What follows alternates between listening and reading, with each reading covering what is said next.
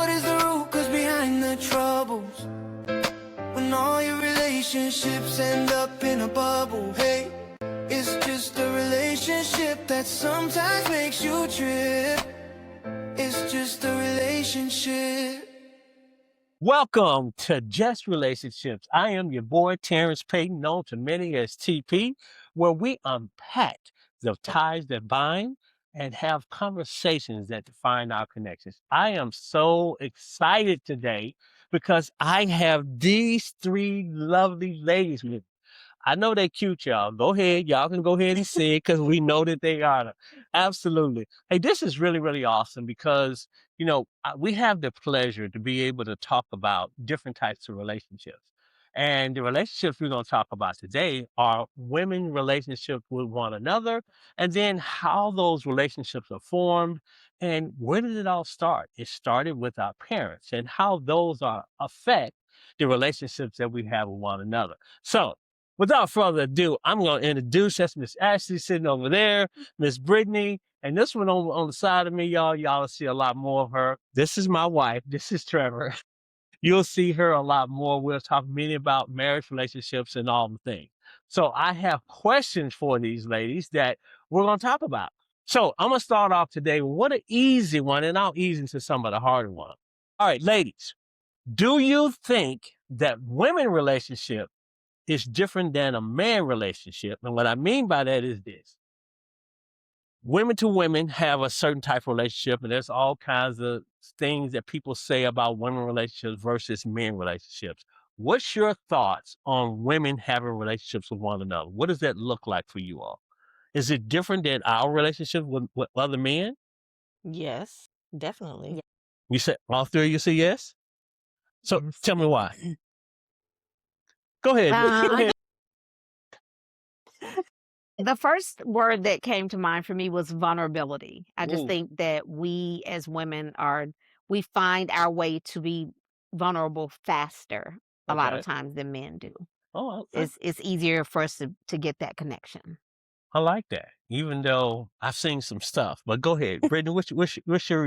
I'm gonna get into it in just a minute. But what do you think about that? I don't know. I just think men is easier to deal with. I mean, y'all flow together. It's very easy for y'all to get together, hang out, have conversations, chill. Whether women, I don't know, it's a little difficult. I'm gonna go expound on it a little bit more. But Ashley, what's your So thought? the first thing that I thought of was that women can get to a deeper level with their conversations more Ooh, so than men can. I think theirs is a little bit more casual, a little bit more fun. I feel like it's harder for them to get into a deeper level, deeper conversations. Maybe because it makes them uncomfortable. I'm not sure, but I know that I feel like women get there faster. I like that. I mean, all three of y'all have given me three different points of views, which I really like all three of them. So I want to go back to you said the vulnerability part, Yes. which we all know that as men, most of the time, yeah, we struggle a little bit more with being vulnerable because for the most part, we're not taught to be vulnerable. We're taught to be hard and stoic, and which person is a bunch of crap. And you'll hear more about this because these ladies, husbands will be on here and we'll talk about some of the same thing. So I agree with the vulnerability part. What's the part that you feel, Brittany, that mm, sometimes it's harder for women maybe to bridge those relationships? Um, I think it boils down to personalities clashing and also trusting. Hmm. That's coming up on one of my questions, so I'm glad you put that out there. I think trust is huge. It is definitely huge. Um, Actually, going back to what you said earlier, for men, we definitely start off easy conversations. Nothing vulnerable, nothing too where we got to get our feelings all into it. We're just not taught that way. As we get older, though, we start to dive more into what those relationships look like in terms of we talk more. We start dealing with, especially if you get married as a man, and once you're married and have kids, the game changes. It's no time to be stoic anymore. We have to become more like you. And most importantly, we lean on them as our guide. We fight against it, right? About the information that you are going to give us. Yes. We do, but we also know that they're going to give us truth and they're going to give us a different perspective, which is why we love that so much. All right. I love that. Thank you for that. All right. Next question. What is important to you in a female relationship? Anybody can jump out. Loyalty Loyalty. is a big one for me I because love it. I'm loyal. Yes, you are. That's the one thing that I know for sure about Brittany. She is loyal. She likes loyal people. I'm with you 100% on that one. What you got, Ash? I would say trust. Yeah. 100%. I'm going to say truth, being able to speak truth to someone and then receive truth. Okay. Does that fall in line still with trusting?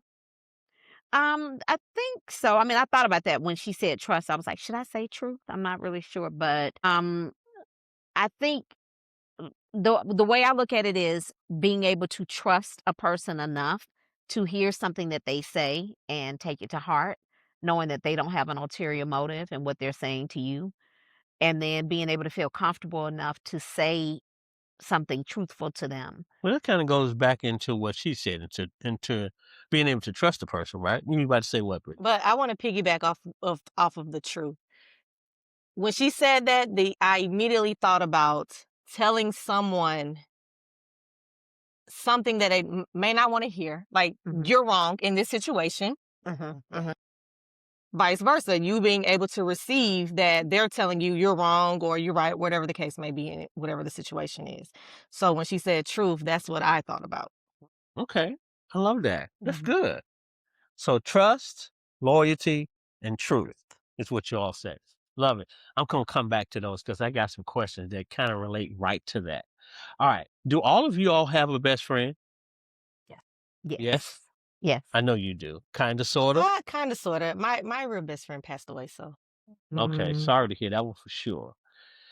So with you two, and you kind of sort of have one, does that relationship involve where you can tell them your deep dark secrets? Yes. And you Yes. get the respect, the safety of Yeah. being able to have those conversations with them. Absolutely. Oh, I love it. Good stuff. Because men, we don't care. What? We really don't. I mean, we'll still tell you stuff, but you know, as a man, you're thinking more of, I'm gonna tell it. I don't care what they do with it. And then some's like, I can't tell them that because they're gonna think I'm a punk. That makes sense. And that happens a lot too. So sometimes, even with your boys, you might not tell them everything because of the stigma of men having to be strong. And I put my air quotations up for that. All right, love that. All right. So what's the most important thing in that relationship would it be the same thing you said before, your trust in your best friend? Yep. Trust, loyalty, truth? Yeah, I want to say, like you just said a minute ago about the trust and the truth kind of piggybacking off each other. I just thought about in my situation with my friend, I trust her. So if she says something to me, I don't have to think, is this coming from a pure place or is there a pure motive behind it? I may not like what she says because we've been friends for a long time. So she can check me. Like I'm close enough and vulnerable enough with her that she can say something to me and tell me I'm wrong. But I don't ever have to wonder, is there an ulterior motive? Is she trying to, No, that's really good. Y'all feel the same Yeah. way? Yes. Definitely. So you automatically have that sense of safety with Mhm. your best friend where you know I can tell them and they're not judging me. Right. They're not going behind telling somebody else, do you know that Trevor is such and such? Mhm. All Right. right, no, that's good stuff. I like that. All right, cool. Mm. Next question is, do you think you and your mother-father's relationship influence your relationship with other women? With other women, I'd say yes. I think my relationship with my mom growing up, my mom, she's still alive. She has Alzheimer's now, but she was very, very easy to talk to, super just open. And then and she also came from India, so her generation was not like very open with their kids, and they don't have those type of conversations that you do now. But she was very, very different from that generation, and she would talk, she would allow us to be honest without making us feel like we were bad or we were doing things wrong. She just made everything so comfortable. So I think that helped me in my relationships with women, because I wanted to be the same way. I wanted to feel comfortable, feel like I could be myself with them. Oh, I love that. Give it up for mom, y'all. Exactly. That's awesome. What about you, Brittany? Okay, when you say women, like women my age, that's like my friends, Does or is there a difference? yes, Okay. it's a difference. The women that are my age that I consider my friends, no, I don't think it influences it. But being like a teenager, growing up with a mom who's completely opposite of Ashley's, so I more so gravitated to my friends' moms, Okay. Mhm. the ones that were easy to talk, and I'm still cool with her to this day. This is 25 plus years. And I consider her my second mom. So And she was I would say different with than your mom, more like you? completely, she was more like Ashley's mom. Okay, gotcha. So I didn't get to have the relationship of being able to talk freely, or you or my mom telling me certain things that I Yeah. need to know in life. No. So I gravitated to Towards that. that. No, that's really cool that you said that, because I talk a lot about our first relationships typically define what our relationship's gonna look like when we get older. For whether you are your spouses, your kids, your friends, whomever it is typically always based upon what does that first relationship look like, or lack thereof. Mhm. Because for me, not having a relationship with my father, it changed so many things in my life about how I will relate to other people. And for so long, I was always trying to prove that I was enough, because I didn't have that affirmation from my father. I didn't have that affirmation of saying that you are enough. So in all my relationships growing up, especially as a kid, I was always trying to be the cool guy with them, and I was trying to be the tough guy. Whatever was needed in that relationship, gravitated towards being that person with them, because I didn't know who I was. And it allowed me to do all kinds of stupid, crazy stuff because of that lack of relationship with my father. Baby, what about you? My mother was very much a giver and very kind and very encouraging and just such a spiritual background. So I think when I relate to women today, I'm the part of myself that I really feel like came from my mom or that was influenced by my mom is always looking to serve and Mhm. looking to help and looking to see if there is a need that you can be a part of to help rectify it or whatever. There was a lot of compassion and a lot of empathy in Mhm. her. Yeah. And I feel like I have that. Sometimes I don't like that I have that. That's good. I do think it is a good thing, but sometimes I even saw her many, many times like give to a fault sometimes just because but it was in her heart. It was in her heart and she just always wanted to make sure she was there to help somebody and, try to make their situation better. No, I can definitely see in you and your mom how that relationship with her correlates to your relationship with other women. Not only other women, though, just people in general, though. I see that for you. So I ask you all this. That same relationship with your parents, how did it affect your relationship with your spouses? Did it make you more want to be a certain thing, or more standoffish, or more, let's make this thing work, or whatever? How did that relationship? You gotta love it. And we can be basic on here. Mm. Just give me some basic things about relationship. Lord Jesus. Looking at that relationship, or I mean, again, it could be like me. Mine was lack thereof of a relationship. Because when my parents got divorced when I was 5 years old, we moved from Chicago to Memphis, Tennessee. And when I started having a relationship with girls, first of all, I was shy. I didn't know how to talk to girls. Now, I know y'all can't believe that, but I was a shy person. It's a fun time. I was very When he shy. was 2, maybe? Right, right. Okay. From 2 to 5. 2 to 5, I was really shy. I was shy when I was younger, but it was the fact that by the time I started, I think I was in the 7th grade, and I talk about this on one of the episodes in the podcast. I was in the 7th grade and I started really noticing girls, and I was like, "Whoa, she's cute." But I knew I had no clue how I was gonna talk to this girl because I had no game and I was too shy to talk to him. So my whole thing was, how am I gonna get to talk to this girl? Well, what I ended up doing was I started writing affirmations on my bathroom mirror. And every time I went in the bathroom, I would read them. And then sometimes I would add more to them. You're handsome. You're smart. You can do anything. After about 45 days, I believe every bit of those affirmations that I put on that wall. So my walk went from shy guy to, hey, what's that? It completely changed. And it's because that I built up that confidence in myself to change how I will relate to women. Now, as I got older, a lot of that changed, of course, but it was dictated by the lack of my father in my house to govern what my relationship looked like, with my wife, you know. What about you all? Well, Well, so I mean, that was a lot said.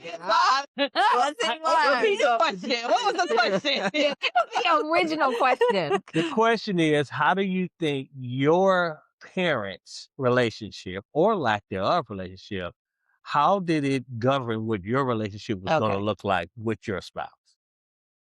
So I grew up in a house that was abuse. So the number one thing that was in my mind is this will never happen to me. Amen. Yes, indeed. So whatever that looked like, it was never happening to me. And it's funny that you said that because this happens a lot in relationships. It's for children to be able to see that. It can have a devastating effect on a child growing up. And it can change and alter whatever relationship they have going forward. Because I know women that had abuse in their house. What do they go and pick? The Abuser. exact same thing that their mother picked. And they're trying to climb. Some of them have climbed out of it. Some of them haven't. So kudos to you for definitely, we ain't happening over here. Mm, What do you think, babe? I don't feel like I could really get in depth with this question, but Go ahead, girl. Go ahead. Because I'm a don't say go ahead. Okay. Go ahead. I told you it's all about being transparent. You can't say none that I hadn't already said before. So Wow. Okay, so I just want to say with my parents, it's almost like a dividing line. I had my mother and my father married up until I was about maybe 9 years old. My mother was like hell on wheels. She was the one that would curse you out in a heartbeat. She was your drinking. mother? Don't try it. She was drinking, smoking, she's very militant, a part of the Black Panther Party in the city we lived in. Wow. Everything was an issue for her to like pop off on somebody. And then spirituality came into her world, Yes. or came back into her world. She rededicated her life to Christ. Probably when I was almost 9, and I saw her completely transform into this loving, giving, sharing, open, reading the Bible, ended up becoming a pastor. So it's like life before and then life after. But unfortunately, during those middle years, that's when my parents ended up divorcing. And so I have and in fact, Brittany and I were talking about this the other day, that there's a portion of me that in the natural, I know some reasons that maybe my parents ended up divorcing. There was infidelity. There was, there were different things, but there was always a portion that made me feel like, dang it, stay together, work it out. I was telling Brittany the other day, I remember looking in the Ebony magazine, and you would always see an advertisement of a man, a woman, a boy, and a girl. And before my little sister was born, that was our family. They all had afros. And that was big for us back, like You're telling your age, baby. I don't care. And so in my family, my mother, my father, my brother all had an afro. And then I begged my mom to cut my hair. And she finally cut it when I was 5 years old. So we were like, to me, the picture perfect family. And then I just saw it dissolve. I saw it. I mean, even before my parents got divorced, my mother actually left my husband. My mother actually left my father at one point. So that part of my mother makes me feel like what Brittany said, don't take no stuff. Like, I see what you're dishing out. I'm not going to deal with that. But then the other part of my mom, after the spiritual life came back into play, was so forgiving and so desiring of a relationship to work. And that part of her makes me feel like, don't just throw it away. Don't be so quick to throw it away. And try to stick and stay and try to make it work.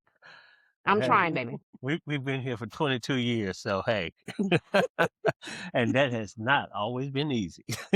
That's another podcast for another time. It really We is. all can sit for that. There was one to come for sure. I will say this. What was the part of your parents' relationship that made you feel like, I'm not staying for this? I always got the shoes by the door. So I got my track shoes on, I'm getting ready to run away. What part of that came from your parents' relationship? Um, First of all, the infidelity. Okay. That's big. That's huge for me.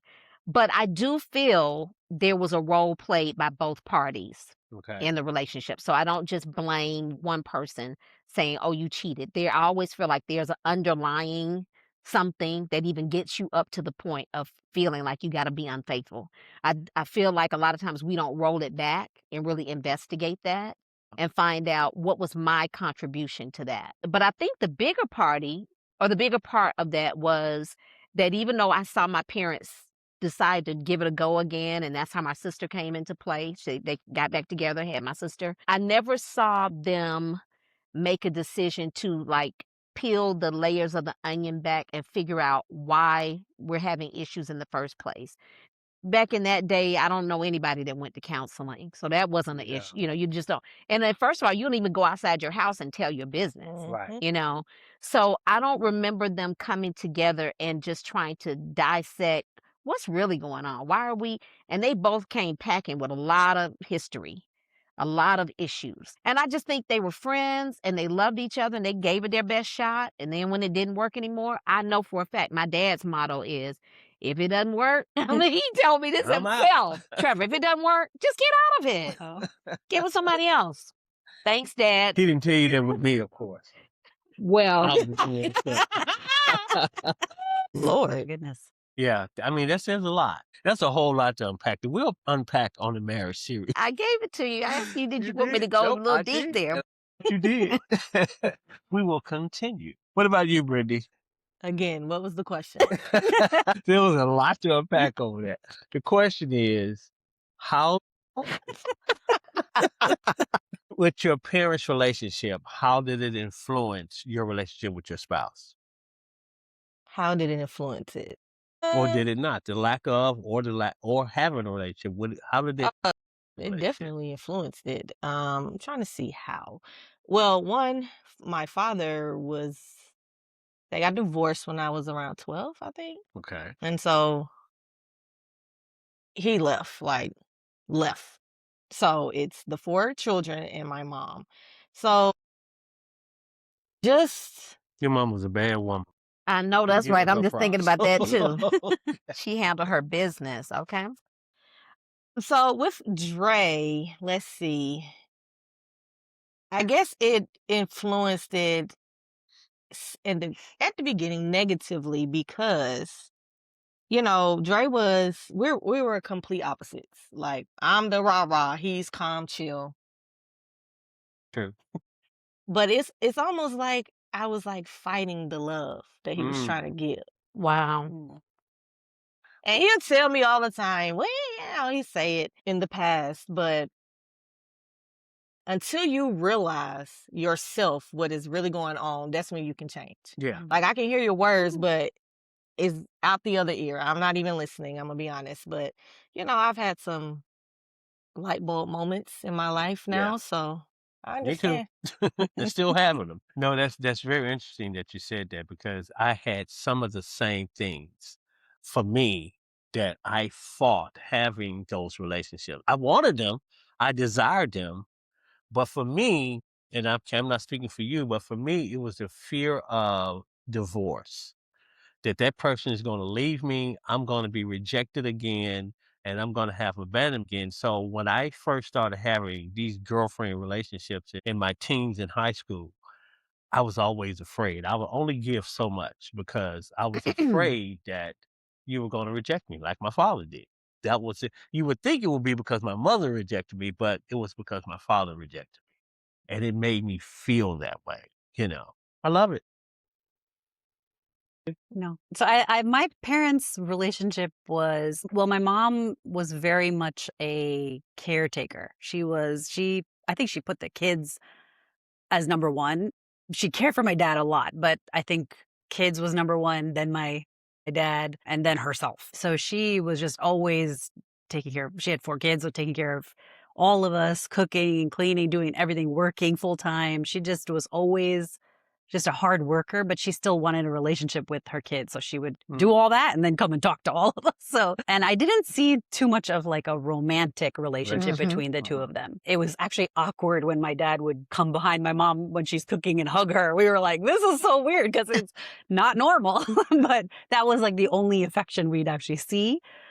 But we knew they loved each other because of the way that they cared for each other. Like my dad was just hardworking, always money, career oriented, would come home, read the newspaper, watch the news. That was just his thing. But my mom always made sure he was fed, everything was taken care of. So I think in my relationship, I felt like you have to be that caretaker. You have to be the one that takes care of your kids. You have to be the one that takes care of your husband. You have to be the host, be like, that's just your role. That's who you are. Exactly. She, the first sentence she said, that is her. That is her. But there was just no like, and not just in my parents' relationship, but I think in our entire family, there was one divorce that I know of. And that was it. There is no divorce. Even, and not to say that relationships weren't bad enough to get a divorce. It was just you did not do that. Right. Yeah. That's so huge. Yeah. And I think even with my parents now, like my dad with my mom, they're both 81 and she has had Alzheimer's for now, I think almost 5 years. And it's tough, but he's sticking it out for her because that's what you do. Like when times get tough, you stay there. To the good, the bad, and the ugly. Yeah, exactly. And she took care of him all the however many years that they were married, and he's now doing the same for her, even though she has no idea. But so that's why you put up with Saruti the way you do. That's why I put up with it. My boy, y'all. It's my boy, okay? No, that says a lot. I mean, I never knew those things about you, but it says exactly who you are. Yeah. So I love it. Good stuff, y'all. But before we leave, I want to leave y'all with a few things. Number one, relationships are hard. You know, and every relationship is different. How will you show up in your present relationships and the ones to come? Will you show love, forgiveness, honesty, and truth? Will you allow your hurts, your anger, your walls that you have put up every time someone tries to get too close to hurt your relationships? Will you examine every relationship that you have and make sure you are a better person and that you are the example? The last thing I will leave you with is this. Be the change that you want to see in all of your relationships. I want to thank y'all. See y'all on the next episode. This is your boy, Terrence Payton. We out.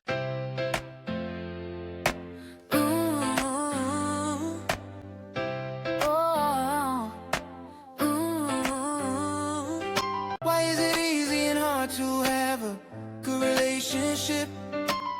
What is the root cause behind the troubles?